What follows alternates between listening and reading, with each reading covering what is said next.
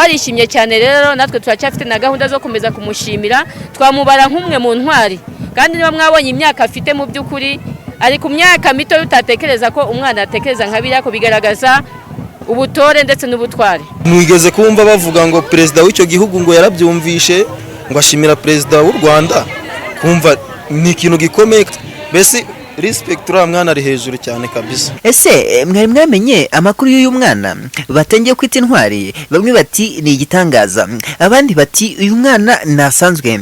Bimwe mu bikorwa yakoze se mwari mubizi? Mukanya nindi hano mu nteko mu mujyi wa Kigali nibwo nafataga umwanzuro wo kwerekeza mu karere ka Rubavu, ariko nkabaza nkanyura Muhanga, nkatambika nkanyura Karongi. Ubwo najyaga mu karere ka Rutsiro notification yanguyeho. Mu kwibaza ibyo notification nibwo narambuye amaso mbona inteko y'abaturage. Nibwo nanjye nise mfata umwanzuro mba nsubitse urugendo mbahaye ikaze namwe muri iyi nteko. Twatangiye tuganira n'ababyeyi be. Amazina sinaribonye Anastase. Anastase rero murafite umwana waturaguye ibikoresho by'abazungu akaza kubibashyikiriza. Ese uyu mwana mwamutojwe musho kubyo ashobora gutagura n'amafaranga kugeza ubwo yatanga?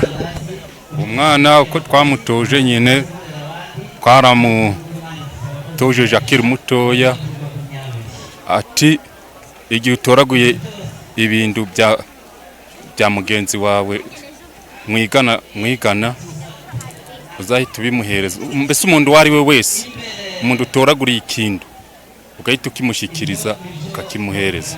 Twamutoje kwiga, tumutoza no kuba yataragura ikintu umuntu atazi akakizana mu rugo, ahasigaye tukagishikiriza nyiracyo.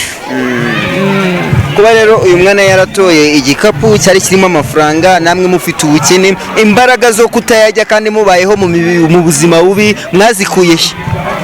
Twe twararebye tubona harimo ibintu bifite agaciro cyane, tubona yuko icyo gikapu tutokigera tugikoraho ngo dukuremo ibintu birimo. Amafaranga yari arimo ntabwo twigeze tuyakoraho. Mwana amenya agaciro k'amafaranga yari arimo se? Bitewe nuko ubuyobozi bwahageze bukayarambura bukayareba, hari harimo ibihumbi 50 by'amanyarwanda. Ibindi bintu byari birimo ni nk'ibiki? Hari harimo kamera n'ibyangombwa by'indege, harimo n'ibyangombwa by'imodoka n'ibindi byinshi ndashobora kurondora, ni byinshi cyane. Kuba rero umwana wawe yarabitoraguye namwe mukagira umutima wo kubishikiriza inzego bireba, mukaba noneho mubihembewe, bibasigiye iki mu mitima yanyu muri uyu mwanya? Turishimye cyane birenze, turi ng'ababyeyi be. Turishimye kandi tugashimira na Perezida Paul Kagame, tugashimira n'ubuyobozi bw'akarere urabona yego. Murabona gutanga igikapu byarafashije iki akarere mu kuba kamenyekana? Gufasha igikapu. Murakoze cyane, katubashimire. Nanone turi kumwe n'umwana watoraguye iki gikapu. Ni umwana ufite imyaka mike cyane, yiga mu mwaka wa 2 w'amashuri abanza. Reka nawe tumwegere tuganire nawe. Muraho neza chef? Yego. Umutima wo gutoragura amafaranga na kamera z'umuzungu ukabimushyikiriza ukuye he?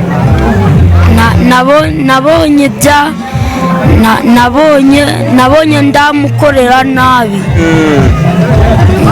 Nese ubundi narabifashe nari ndi gutembera mvuye kwiga hamwe n'umuhanda, noneho arahagarara afotora icyayi, noneho arangije ajya mu modoka yibaga igikapu, ndagifata ngishyikiriza polisi.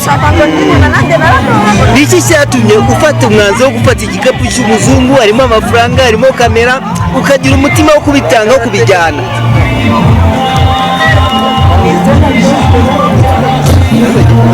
Ese ni mu Rwanda gutoje ni mu rugo babindoje bagutoje iki bagomba kwigisha iki mu rugo gufata ikindu cya mugenzi wawe ukakimushyikiriza. uyu mukecuru ni nyirakuru w'uyu mwana, arakomeza atubwira byinshi bigiye bitandukanye ashingira avuga ko uyu mwana ari igitangaza, ko hari umugisha, ko hari umwana udasanzwe mu muryango.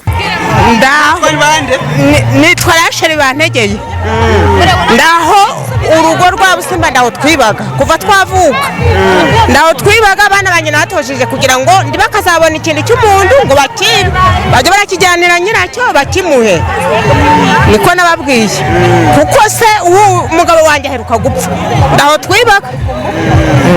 none gufata umwana nk'uyu nguyu atoraguye amafaranga arimo n'ibintu by'agaciro, yewe noneho nk'ababyeyi by'umwihariko nka nyirakuru wabyakiriye ute? Nabyakiriye narishimye, navuze ngo iyi migisha mwakoze mukabishyikiriza uriya muntu wari ugira mu rugendo akarara Rwandambi akagenda yarira, mwakoze. Nanjye nahise nishima mvuye kuri paruwasi, nari mvuye mu mwiherero wa paruwasi, narishimye pe. Bamwe bati hari inda nziza. Narishimye, namaze kumva ko umwana yabifashe, narishimye cyane. Mwakoze mwabitanga mukabihereza, naye iyo tumamije guhagarara hano. Hari ababyeyi bavuze ngo hari inda y'umugisha bagiranya n'uyu mwana watoraguye igikapu akagitanga, babayeho mu buzima bubi, none umuryango ukaba ugiye kubakirwa, mubihuza muti? Njyewe mw'ibi bintu byamukoze njye nishimye, uyu mwana niwe muherezi wanjye, ni Nyandwi, nyinda ni Nyandwi. Nishimye cyane, ndongera ndishima maze kuva ko bahereje ibintu by'umuzungu. Nanone nyuma ko tuganiye n'ababyeyi, twaganiye n'abaturage, abaturanyi, abavandimwe ndetse n'abandi b'uruhande, nabo batubwiye akabari ku mutima bagira bati ariko bera bintu nanjye birantunguye, yarakwiye guhembwa kandi agahembwa bishimishije, kuko urumva niba yaratoraguye uburyo ngumvishemo niba ari ukuri, niba yaratoraguye amafaranga y'umuzungu kandi ari amapawundi atayazi, ntayakinishe ngo abisandaguze n'abandi bana bakine, akabishyikiriza nyirabyo akarere kakabimenya, urumva ni ibintu bihambaye cyane. Kuko nigeze kumva bavuga ngo perezida w'icyo gihugu ngo yarabyumvishe ngo ashimira perezida w'u Rwanda, kumva ni ikintu gikomeye, kandi muri icyo gihugu nta muntu watoragura amafaranga ngo ayasubize, kandi koko abantu batoragura amafaranga bakayasubiza ni bakeya. Mwana urengeje imyaka 5 bamaze kumenya amafaranga, cyane ko niyo atamenye ibyo ari byo mu ishuri bariga kubona handitseho ijambo, takeka amafaranga yose banditseho ijambo ry'icyongereza francs, ugasanga byanditseho, mbese respect uriya mwana ari hejuru cyane kabisa. Nanone nyuma ko tuganiye n'abaturage, twegeye ubuyobozi, kuri byaduteye ishema nk'akarere, byanadushimishije cyane, kubera ko nk'uko tubizi abanyarwanda, leta yacu yashyizeho gahunda y'ubumwe n'ubwiyunge nyuma y'uko igihugu cyari cyabayemo jenoside yakorewe abatutsi, abantu batakaje indangagaciro na kirazira. Leta yacu ishyiraho gahunda y'itorero ry'igihugu kugira ngo abantu bongere batozwe indangagaciro na kirazira. No mu mihigo dufite harimo umuhigo w'itorero ku mudugudu. Twashimishijwe no kubona umwana nk'uriya uturuka mu rugo rukenye atoragura igikapu kirimo ibikoresho bihenze, kirimo n'amafaranga. Yaba ari umwana udafite indangagaciro, yagomba no gutekereza ko amafaranga yajyanira ababyeyi bakayakemuza ibibazo bafite, ariko kubera ko umwana yatojwe, tunashimira ababyeyi be kubera indangagaciro na kirazira yatojwe, byatumye yumva yuko akwiye kugaragaza ko yatoraguye igikapu n'amafaranga akabitanga byose birimo.